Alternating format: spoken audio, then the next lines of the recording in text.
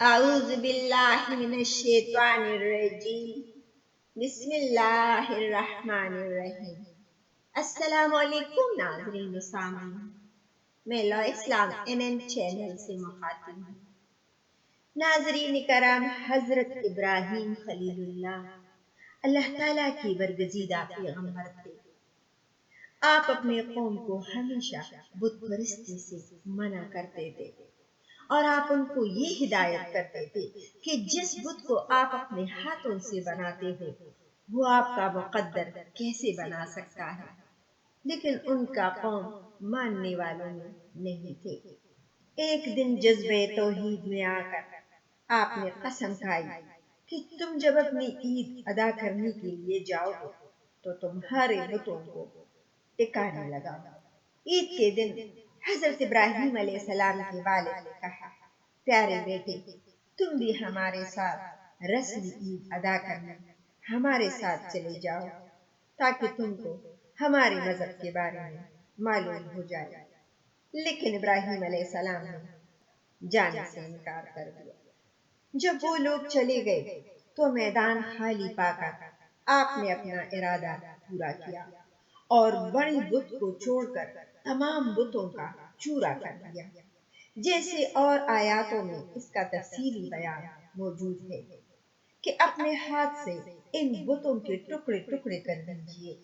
اس بڑے بت کے باقی رکھنے میں حکمت و مصلحت یہ تھی کہ اولن ان لوگوں کے ذہن میں خیال آئے کہ شاید اس بڑے بت نے ان چھوٹے بتوں کو غارت کر دیا ہوگا، کیونکہ اسے غیرت معلوم ہوئی ہوگی کہ مجھ بڑے کے ہوتے ہوئے یہ چھوٹے خدائی کے لائق کیسے ہو گئے۔ چنانچہ اس خیال کی پختگی ان کے ذہنوں میں قائم کرنے کے لیے آپ نے کلہاڑا بھی ان کی گردن پر رکھ دیا تھا۔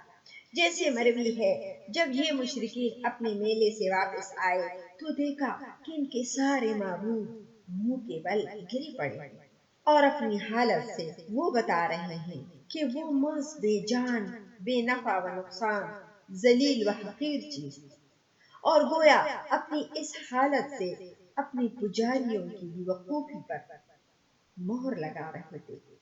لیکن ان بے وقوفوں پر الٹا اثر ہوا، کہنے لگے یہ کون ظالم شخص تھا جس نے ہماری بتوں کی ایسی اہانت کر دی۔ اس وقت جن لوگوں نے حضرت ابراہیم علیہ السلام کا وہ کلام سنا تھا انہیں خیال آ گیا اور کہنے لگے وہ نوجوان جس کا نام ابراہیم ہے اسے ہم نے اپنے معبودوں کی مذمت کرتے ہوئے سنا ہے۔ قوم کے یہ لوگ مشورہ کرتے ہیں کہ آؤ سب کو جمع کرو اور اسے بلاؤ اور پھر اس کو سزا دو۔ حضرت خلیل اللہ یہی چاہتے تھے کہ کوئی ایسا مجمع ہو اور اس میں ان پر یہ واضح ہو جائے اور میں ان میں توحید کی تبلیغ کروں اور انہیں بتلاؤں کہ یہ کیسے ظالم و جاہل ہے کہ ان کی عبادتیں کرتے ہیں جو نفع نقصان کے مالک ہی نہیں، جو اپنی جان کا بھی اختیار نہیں رکھتے۔ چنانچہ مجمع ہوا، سب چھوٹے بڑے آ گئے۔ حضرت ابراہیم علیہ السلام بھی ملزم کی حیثیت حاضر ہو گئے۔ پوچھا، بتاؤ یہ سب کس نے کیا ہے؟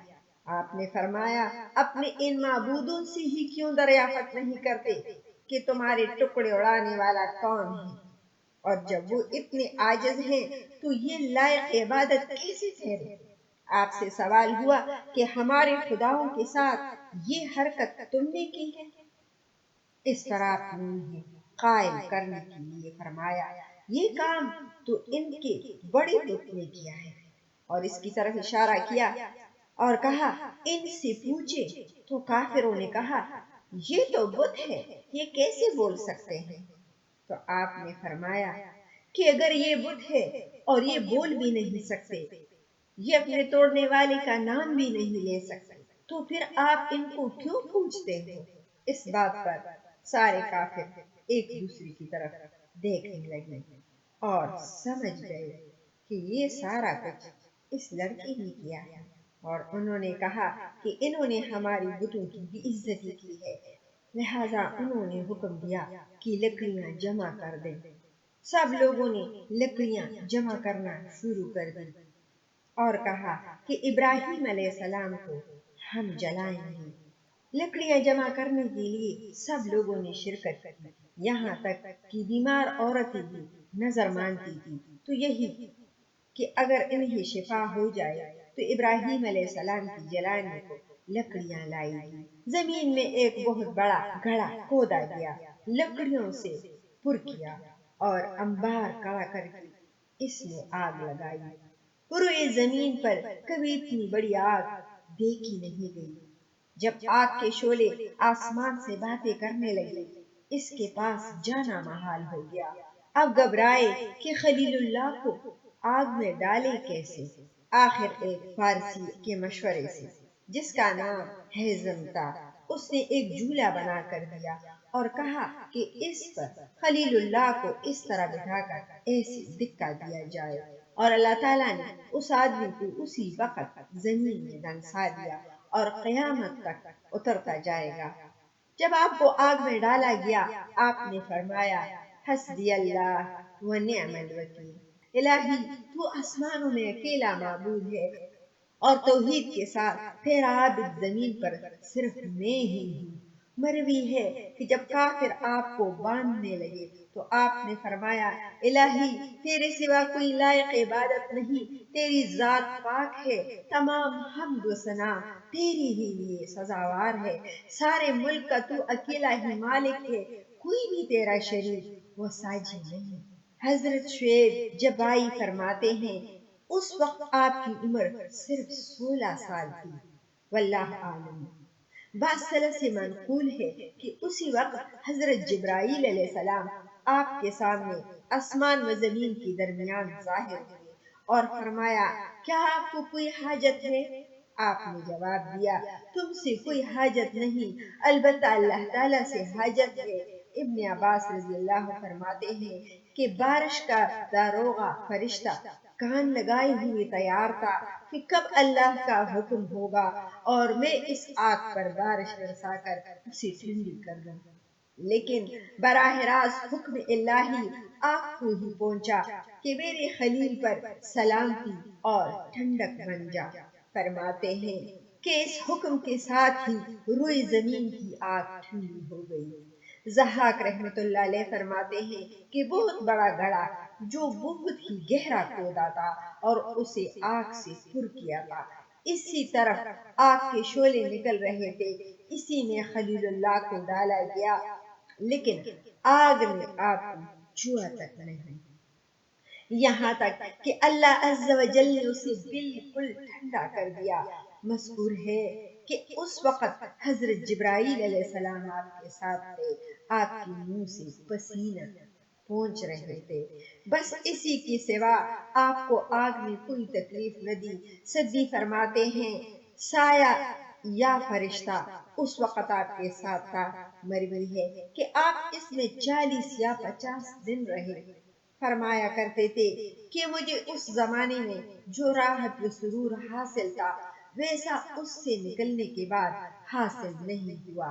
کیا اچھا ہوتا کہ میری ساری زندگی اسی میں گزرتی۔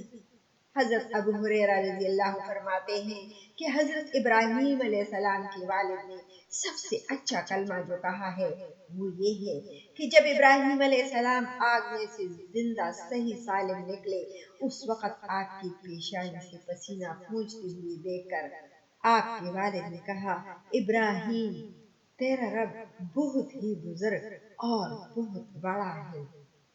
قتادہ رحمت اللہ علیہ فرماتے ہیں اس دن جو جانور نکلا وہ آپ کی آگ کو بجھانے کی کوشش کرتا رہا سوائے گرگٹ کے۔ حضرت زہری رحمت اللہ علیہ فرماتے ہیں کہ رسول اللہ صلی اللہ علیہ وسلم نے گرگٹ کے مارنے کا حکم دیا ہے۔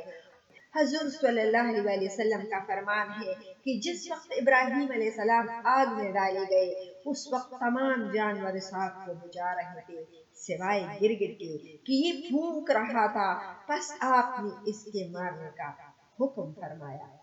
حضرت عطیہ عوفی کا بیان ہے حضرت ابراہیم علیہ السلام کا جلائے جانے کا تماشا دیکھنے کے لیے ان کافروں کا بادشاہ بھی آیا۔